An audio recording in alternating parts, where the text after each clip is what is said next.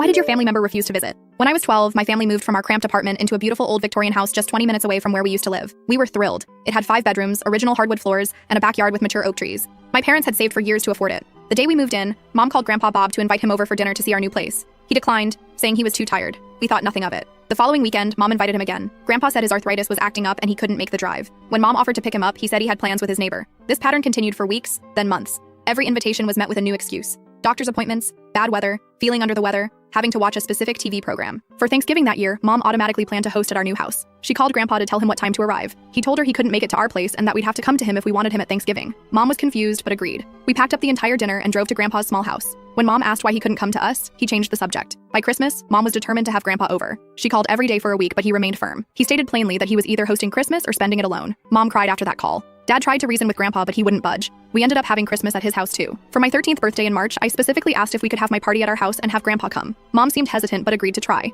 When she called him, he said he had a cold coming on and didn't want to spread germs. I was disappointed but not surprised. We had my party without him, and he gave me my present 2 weeks later when we visited him. This went on for years. Every holiday, every special occasion, every family dinner happened at Grandpa's house. If we planned anything at our place, he wouldn't show up. Mom was hurt and frustrated. She couldn't understand why he wouldn't make the 20-minute drive to our home. When I was 14, Mom tried a different approach. She asked Grandpa if something about our house bothered him. Was it the stairs? We could set up a bedroom downstairs. Was it the neighborhood? We could pick him up and drive him back. He dismissed all her suggestions with vague excuses. During my sophomore year of high school, Grandpa had a minor heart scare. In the hospital, Mom brought up the house issue again. She was nearly in tears, asking if he didn't like our home or if he was angry about something. Grandpa just patted her hand and said, "Doris, it's not about you." That was all he would say. For my 16th birthday, we went to a restaurant instead of having the party at either house. Grandpa came to that. When someone mentioned our home, his face tightened and he quickly changed the subject. I noticed it then, how he never even asked about our house or showed any interest in it. As my high school graduation approached, Mom insisted on hosting a party at our house. She told Grandpa that 5 years was enough and that this was important to me. To everyone's shock, he agreed. The day of my graduation party, Grandpa arrived with Dad, who had picked him up. He stood at our front door for a long moment before stepping inside. His face was pale. He moved through the house like someone in a trance, touching door frames and looking at ceiling fixtures.